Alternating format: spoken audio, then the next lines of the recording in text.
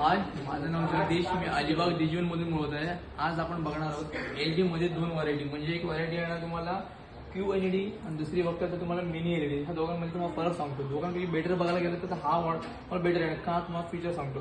तर तुम्ही हा जो LED बघताय QLED LG मध्ये, ह्याच्यामध्ये बॅकलाईट एक बॅकलाईट आणि समोर एक LED येते ना डिस्प्लेची, ती तुम्हाला ह्याच्यामध्ये येणार स्ट्रिप लाईट्सची येणार.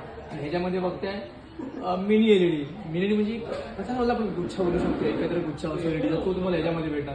तर ह्याच्यामध्ये तुम्हाला ह्याच्यापेक्षा तुम्हाला ब्राईटनेस चांगली भेटेल आणि कलर जरा चांगले भेटेल. का की ह्याच्यामध्ये जो LED असतो, म्हणजे ह्याच्यामध्ये सिंगल LED असतो ना, ह्याच्यामध्ये जो LED असतो हा 4 टाइम्स स्मॉलर असतो, म्हणजे एकदम बारीक असतो. ह्याच्यापेक्षा जे 4 LED असतात तिथे सिंगल LEDचं काम करणार आहे LED. त्यामुळे तुम्हाला ब्राईटनेस लेवल कलर कॉन्ट्रास्ट चांगले भेटेल. आणि दुसरे ह्याच्यामध्ये बघताय तर ह्याच्यामध्ये दिलं आहे डायनॅमिक ट्युनेड कलर प्रो. डायनॅमिक ट्युनेड प्रोचं काय काम करणार माहिती आहे का? प्रत्यक्षात आपण डोळ्यांचे चित्र पाहतो ना, नॅचरल कलर लाईव्ह ते पिक्चर तुम्हाला ह्याच्यामध्ये भेटणार. म्हणजे कलर कॉन्ट्रास्ट एकदमच तुम्हाला भन्नाट भेटणार तुम्हाला ह्याच्यामध्ये मिनी LED मध्ये. हा जो टीव्ही कंपनी म्हणते ओलेडला कम्पेअर, म्हणजे QLED पेक्षा तर बेटर तुम्हाला 100% हा चांगलाच आहे. हा ओलेड पण कम्पेअर होतो हा टीव्ही. तर हा ह्याच्यामध्ये हा दिला एक टीव्ही चांगला.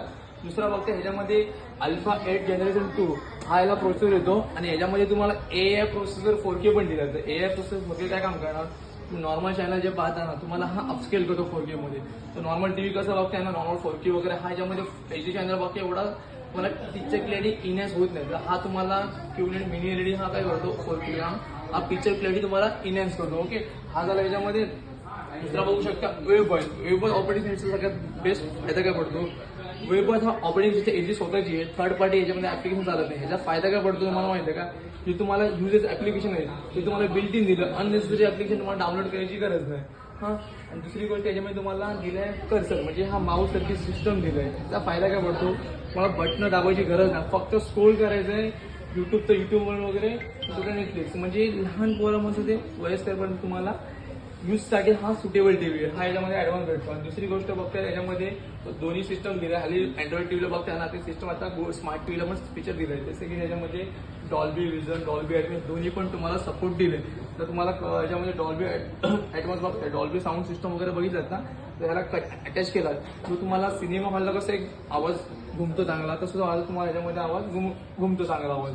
आणि दुसरी म्हणजे रिफ्रेशमध्ये कम्पेअर करता हा बघताय आता तुम्हाला 120 हर्ट्समध्ये येणार, हा 144 हर्ट्स. आता हर्ट्सचा फायदा काय, टीव्ही फक्त आपला एक एंटरटेनमेंटसाठी नाही आहे, तर हा टीव्ही आपण गेमिंगसाठी पण यूज करू शकतो.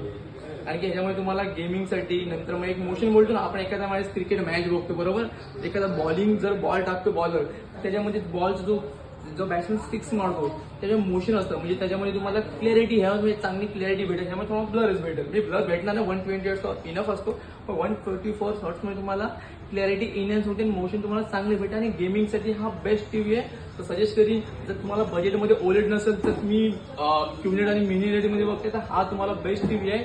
ओलेडला कम्पेअर करतो टीव्ही, तर हा मी सजेस्ट करीन. LGचा बेस्ट टीव्ही आहे. आणि थँक्यू.